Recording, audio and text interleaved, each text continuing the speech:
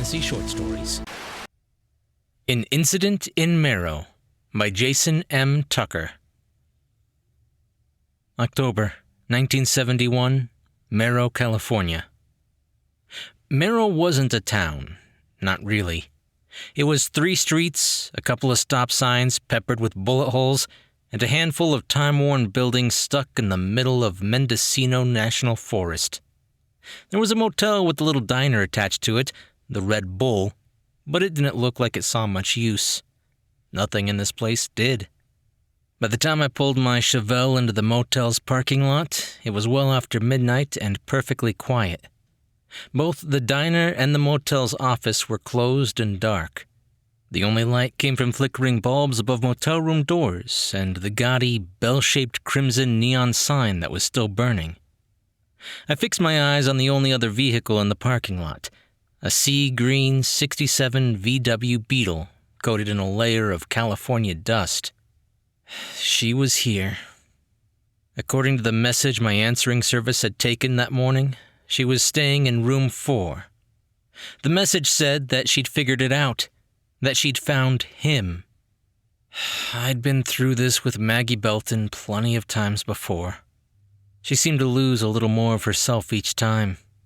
Whenever she needed me, I was there, even if I had to drive most of the day. I stepped out of the car and lit a cigarette, blowing the smoke into the star-dappled sky. A smoke would calm me before I saw her again. I'd gotten too close, nearly lost myself in her and her... I didn't want to say delusions. She was worried about her little brother, and I understood that. It was why she'd hired me. William Jann, Hollywood PI, was good at solving problems. It said so right on my business card. Jake Belton was a problem I couldn't solve, though. 18 years old, with his entire life ahead of him, no drugs, went to church on Sunday, good grades, loved to read, swimming scholarship, pretty girlfriend, and a loving family. Dad was a television producer, Mom was a writer, big sister was an actress. Jake and his family were normal. Well, as normal as Los Angeles allowed. At first glance, there wasn't anything that would suggest he would up and run away. According to Maggie, Jake found out that he was adopted, and it was like a switch inside of him flipped. He became withdrawn and wanted nothing to do with the family. Got his own place and then vanished about a month later. Like he just stepped out of existence. That was when Maggie hired me to find out what happened. I figured it would be easy.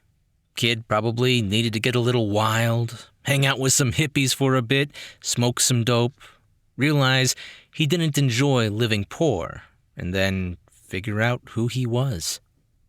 Only he never came back. Didn't contact anyone, not even his girlfriend. He vanished, and Maggie and I had been chasing rumors and ghosts since then. I'd been to Massachusetts, Florida, and Mexico based on nothing but ideas and hunches from people that Maggie had found or that had found her. Nothing panned out. I took another drag off the cigarette, not quite ready to see Maggie. She didn't wait, though. The door to room 4 opened, spilling murky yellow light onto the walkway and gravel. Maggie stepped outside. Her dark hair was mussed, and her eyes were bloodshot, but she was smiling.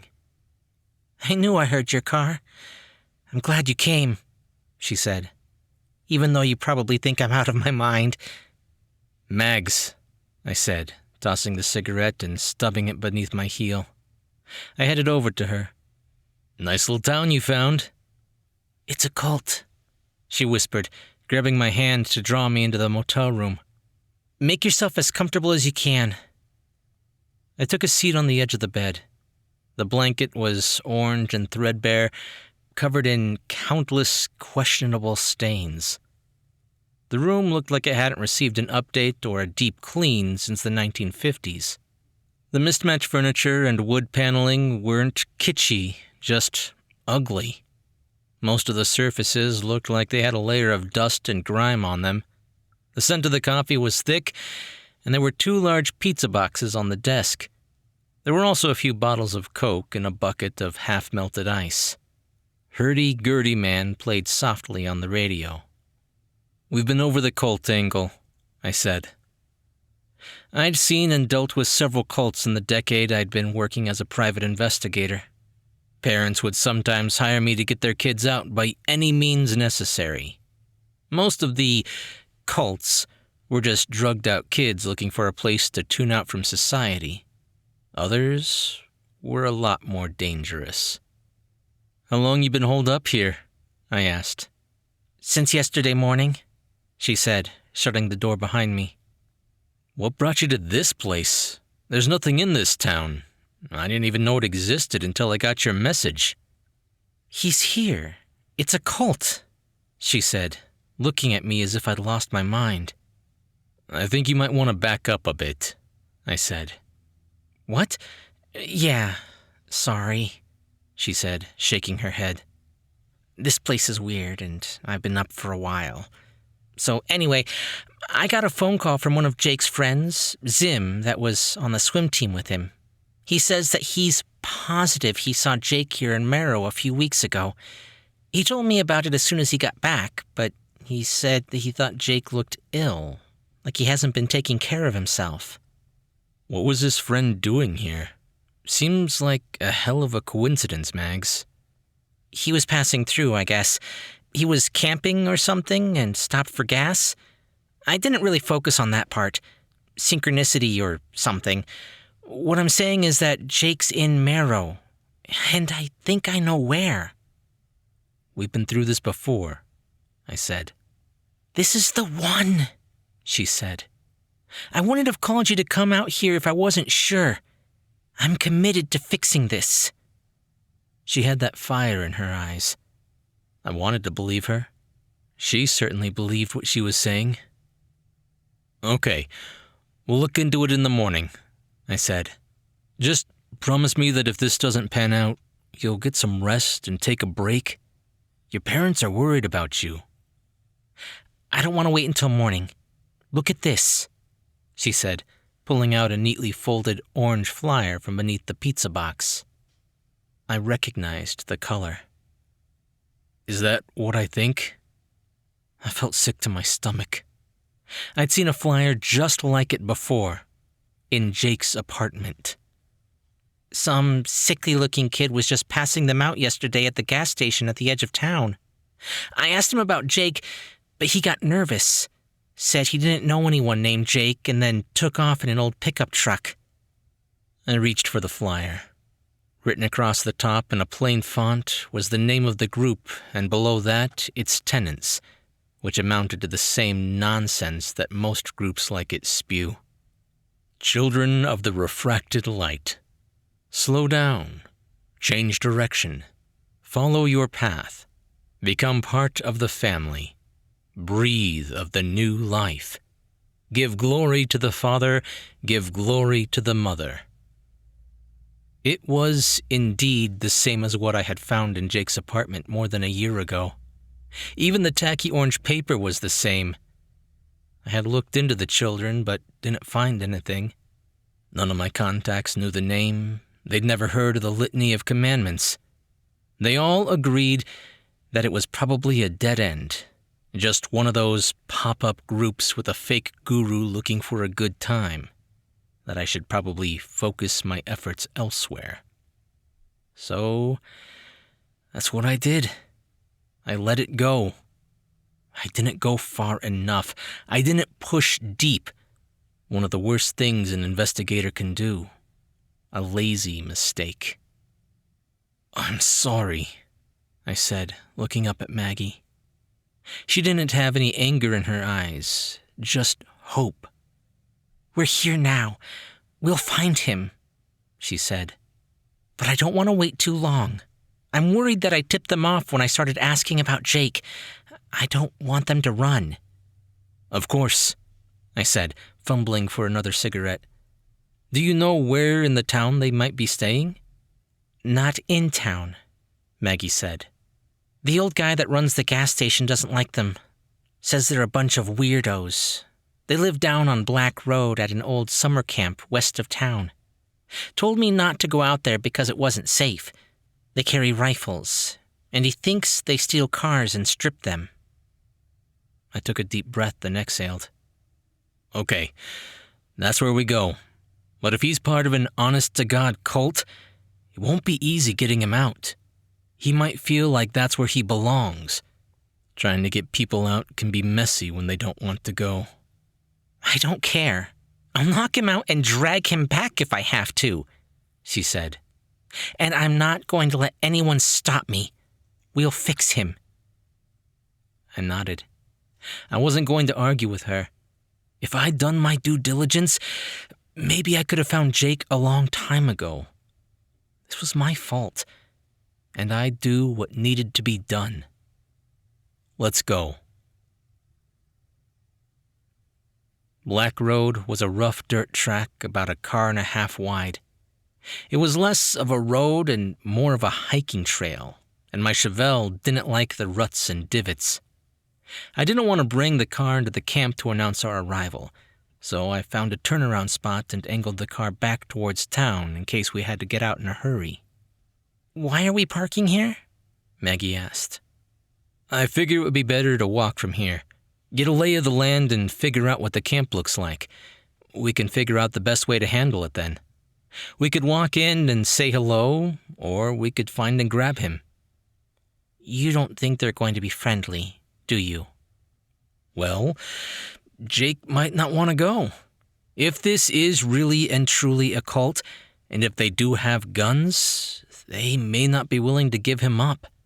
I'd rather be prepared. My 1911 sat snugly in my shoulder holster. I reached into my glove box and pulled out a .38 snub-nosed revolver and handed it to her. She took it without hesitation. The walk to the camp was less than 1/2 mile. Moonlight proved bright enough that we could make out the shapes of 12 old cabins and one long building that might have been a reception hall or a cafeteria. I could see a couple of people near the center of the camp gathered around a fire pit. Let's get a little closer. Maybe we'll be lucky enough to see him, I said. We just gotta stay out of sight. We moved as quietly as we could, finally stopping at a decent vantage point in the tall grass about 20 yards from the camp. There were a few old pickups parked in a line near the camp entrance. I could now see that the buildings were all in disrepair, and half of them looked like they were on the verge of crumbling. What the hell? Maggie whispered. Look! Several more people had gathered around the fire pit. They were speaking in a language that I'd never heard before, like a series of clicks and groans. All were naked from the waist up, and their bodies looked slick and pale. None of them had any visible body hair, not even eyebrows. Their bulging eyes glittered in the firelight. I didn't see any that looked like Jake, but to be honest, these didn't look like any human I'd seen before. Before I had much of a chance to comprehend just what I was seeing, a sound cut through their jabbering. It reminded me of the deep, bellowing growl an alligator makes. I could feel the sound ripple through me, and before I knew it, my hand was fumbling for my pistol. Jesus, whispered Maggie. What is this? The people around the fire went silent and dropped to their knees, reverent by the looks of it. The bellow subsided, then replaced with chittering and clicks, some strange language that the cultists seemed to understand. That's when it all went to hell. Their heads all turned in unison to where Maggie and I hid in the grass surrounding the camp. In a flash, they began running towards us, eyes wild and angry like territorial animals. I reached for Maggie when I heard the sharp report of 2 shots from the revolver, which deafened me momentarily. One of the children of refracted light screamed and fell to the ground, clutching her stomach where the bullet had slammed into her. I wanted to run, to get away from those things, but Maggie was standing her ground. No way was I going to leave her. I pulled and aimed my pistol, firing and taking down another of the cultists before the rest were upon us, biting, clawing, scratching. I shot another, and Maggie fired off the remaining rounds in the revolver before the children of refracted light overwhelmed us. My eyes opened to near darkness. Everything ached.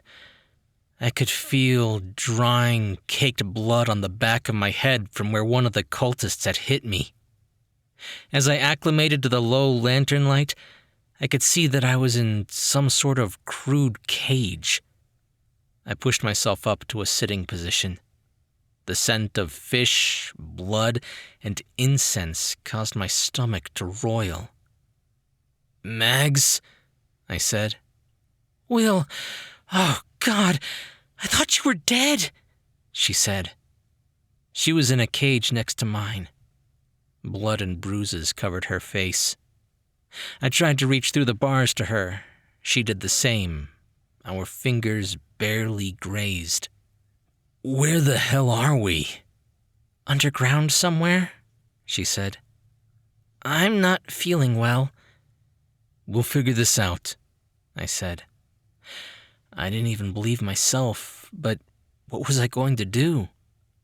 "See if there's anything in there with you that's useful."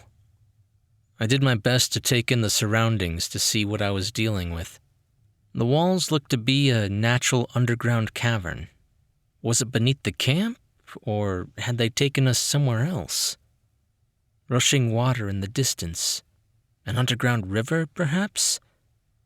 We weren't too far from the coast. It could run all the way to the ocean for all I knew. There were 2 passages off of the room we were in, but I didn't know where either of them led. One wall had a bas-relief. It was hard to make it out in the shadowed light. It looked like a carving of a towering city with some type of massive anthropoidal squid or octopus sitting at the center. The cage that held me also held scraps of clothing, dirty pillows, bones, and dozens of wallets. In the low light, I made out a few names and pictures on driver's licenses. Some of them had been issued close to a decade before. All people who had come to a similar end at the hands of the children of refracted light? My pistol was gone, so were my shoes. There wasn't much to use in the cage, but I grabbed what looked like a snapped femur bone about 8 inches long. I tried not to think about who it had once belonged to. The ends were sharp, and that was a better weapon than nothing. As I was testing the strength of the wooden cage, I heard feet padding toward the cavern chamber. I looked over to Maggie. She seemed to have heard it too. "Take this," I whispered, passing the femur over to her. She grabbed it in a trembling hand. One of the children came into the cavern. This one looked similar to the ones from last night. Pale skin, hairless. I could see now what looked like webbing on his fingers. His feet were overly long, ears shrunken close to the sides of his head. They almost looked like cauliflower ear that boxers sometimes get. His eyes were bulbous and watery. He smiled. His teeth were sharp, and there seemed to be too many of them. I couldn't fathom how a body could change like that. It had to have been some sort of mutilation inflicted on them by the other members of the cult, something that would bind them in their hideousness for whatever strange beliefs they held. I wanted to believe that was the case. The alternative was too much to consider. "Listen to me," he said. His words were hard to understand, probably because of all the teeth. "Jake?" she said. He smiled. When he tilted his head, I could swear I saw slits on the side of his neck, like gills. Impossible. There was no way this monstrous thing in front of us was her kid brother. "Yes, Jake," he said. "You should not have come. You have angered the family and the ones from the deep. They want you." "The hell does that mean?" I asked, still not believing that this was Jake. "Jake, let us out of here. We can get you help," Maggie said. "Mom and Dad want you to come home. So do I." "I don't need help. You do," he said. "The others don't know my connection to you. I shouldn't be down here, but I wanted to talk to you." "To help us out of these cages?" I asked. "Maybe," he said, not even turning his face toward me. "Jake," Maggie said, reaching her hand through the bars toward his face. He accepted her touch and closed his eyes. "I came to rescue you." "I told you, I don't need help. I don't need to be saved from my true family. I am one of them. They saved me and showed me the truth of my nature. I am becoming. Faster than most. Other children take longer to change." "What happens to us?" I asked. "You put us at risk. You killed several of us. You belong to us now. Like anyone who learns more than they should, you become useful. Sacrifices, food, money, cars. Some humans willingly embrace us. They help our family grow, make more children." "Jake," Maggie said, "let us out of here, please."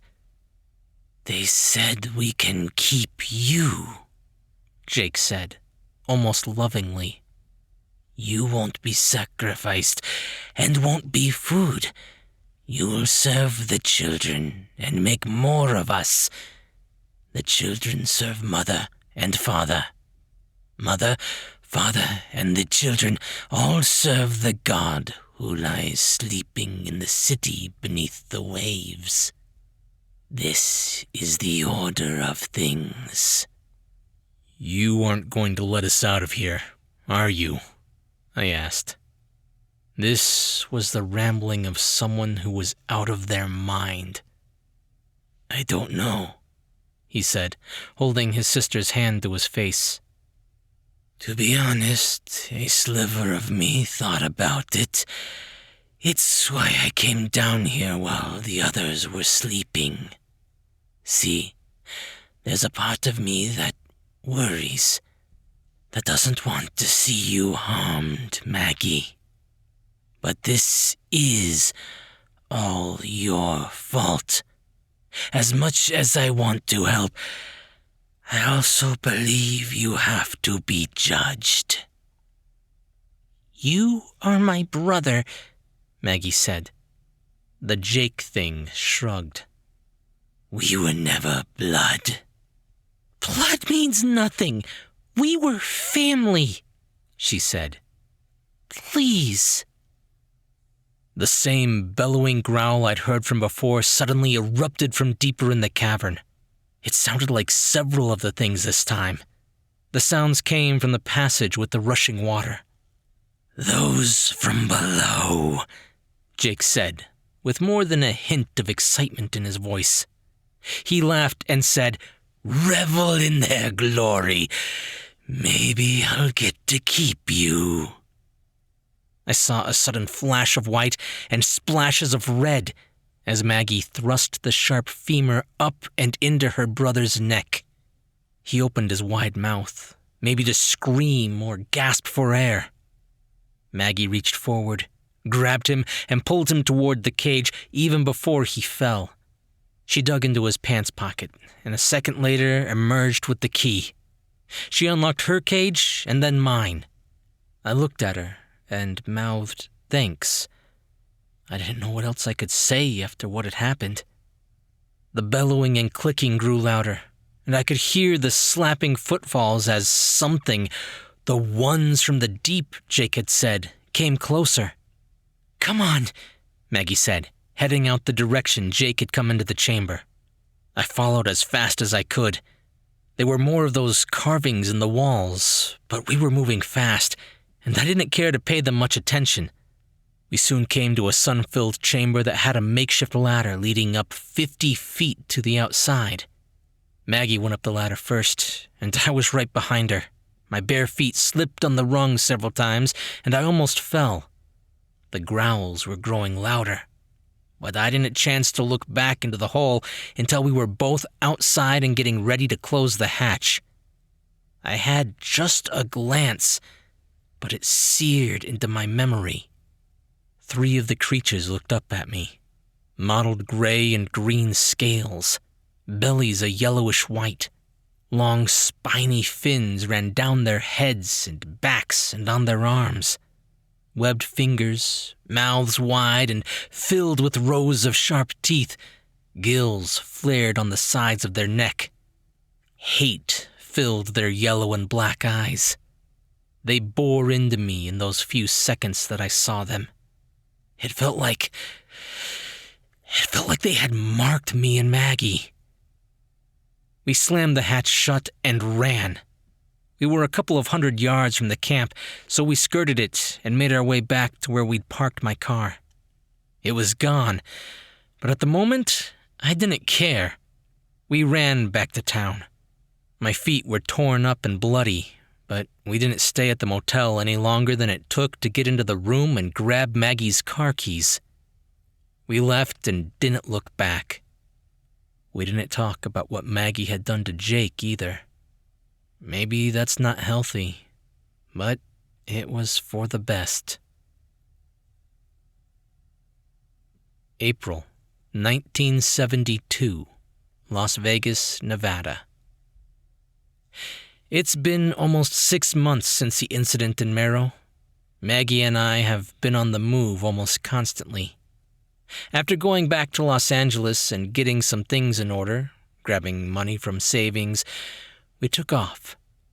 We didn't stay in contact with anyone, but we did find out that Maggie's parents had up and vanished without a trace. We've stayed as far inland as possible, but I don't think that will stop those creatures, whatever the hell they are. I imagine they have more groups, like the Children of the Refracted Light, that will kill for them. They have our names since they took our wallets. Hell, Maggie was an actress, making it even more difficult to hide. It's more than that, though. As I said, I also feel like they marked us somehow. We're trying to figure out what to do. We're trying to find others who might have more knowledge about these things and who don't think we've lost our minds.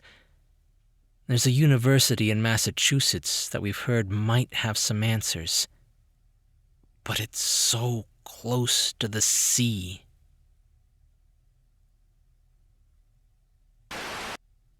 Jason M. Tucker is a full-time writer working in Southern California in the genres of fantasy, horror, crime, and all manner of pulp.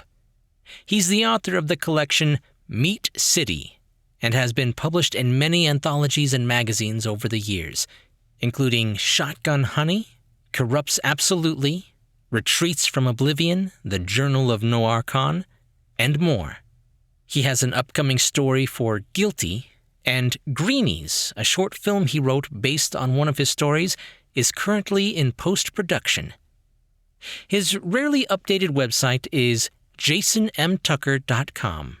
His Twitter handle is @Roll4Geek due to his love for tabletop role-playing games. Feel free to follow. Hey guys, thanks for listening. I don't know about you, but I got some serious X-File vibes off this story. I can remember growing up watching Scully and Mulder investigating the monster, ghost, mutant, or alien of the week. I used to love that show so much. I never got to watch it on a continuous basis, but you better believe as soon as it was on streaming services, I binged the entire thing. And in that vein, I gotta say, Jason Tucker nailed it in my opinion. A nice mix of adventure, paranormal, mind-bending peril, and a not-quite-so-happy ending. If you guys like this story, be sure to leave a thumbs up and a comment if you're on YouTube. Or if you're listening to the podcast, I could always use more reviews over on Apple Podcasts. I'm Chris Herron, and that's it for today's Tall Tale TV.